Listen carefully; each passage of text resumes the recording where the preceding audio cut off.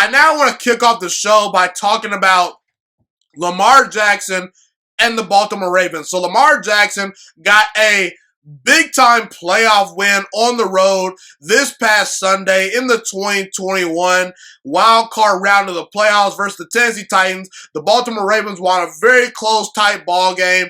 And look, Lamar Jackson did throw one horrible interception in this game, but outside of that one terrible throw, Lamar Jackson was accurate. He was efficient. He managed the game very well. He made good throws down the field. He ran the football effectively. And ultimately, if you take away that one bad throw, Lamar Jackson played a nearly flawless football game, okay?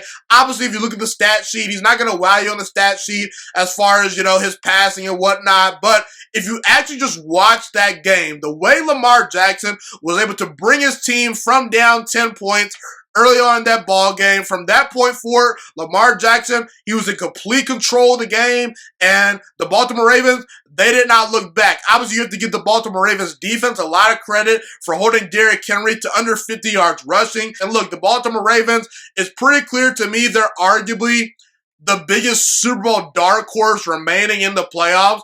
And a lot of people gave a lot of, flack to Lamar Jackson saying, oh, Lamar Jackson has regressed. He'll never win the big one. And listen, Lamar Jackson may never win the big one, but ultimately, Lamar Jackson's a franchise quarterback. To me, he's one of the 5 to 7 best quarterbacks in all of football, and he officially got the monkey off his back. I actually called Lamar Jackson out at the start of the season, and I said, look, you can't say Lamar Jackson is an elite quarterback until he starts putting together some postseason success. I don't care how many MVP awards he wins. I don't care how many rushing titles he wins at the quarterback position. I don't care how many yards he throws for. If you cannot elevate under pressure when your team needs you the most in the playoffs, you're not an elite quarterback. You're not on the level with Patrick Mahomes. You're not on the level with Aaron Rodgers, okay? Et cetera, et cetera.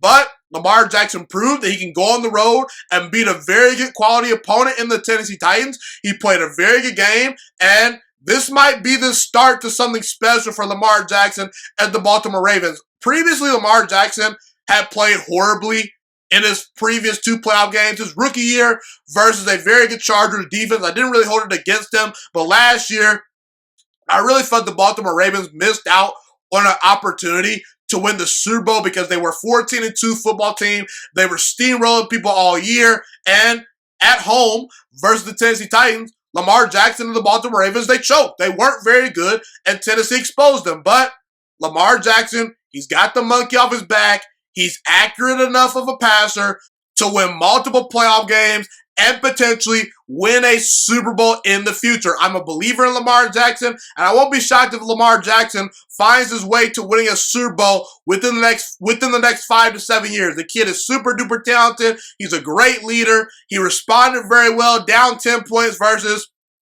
the Tennessee Titans.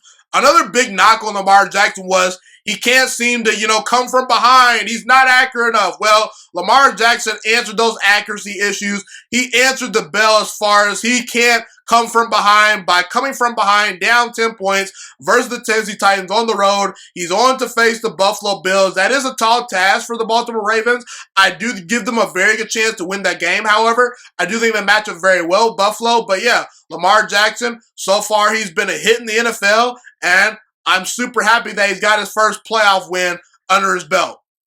Thank you so much for watching this video today. Please also note that the Juice Alert Sports Podcast is not just a YouTube channel. It is available on all podcasting platforms, including Spotify, Google Podcasts, iTunes, and Apple Podcasts. Also, if you enjoyed this video, be sure to like, comment, subscribe, and share this content with all your friends. This podcast is my favorite thing in the entire world right now. It is my passion. And I want more people to listen to this podcast. I really want this podcast to grow. Also, a fun fact about me is that I want to go into the sports broadcasting and media world once I graduate from the University of Toledo, a college in Northern Ohio. I am looking to become one of the next great sports broadcasters and analysts out in the world. And I potentially would like to start my own network if this podcast really truly grows. Or if I fall short of that goal, I would love to work for a big-time network like ESPN or Fox Sports 1. I am open to all networks. So if you believe in my dreams and you see or hear my passion through the screen, be sure to tell all your friends about the Juice Alert Sports Podcast. Stay motivated, you guys. Have a God bless day, and I'm out.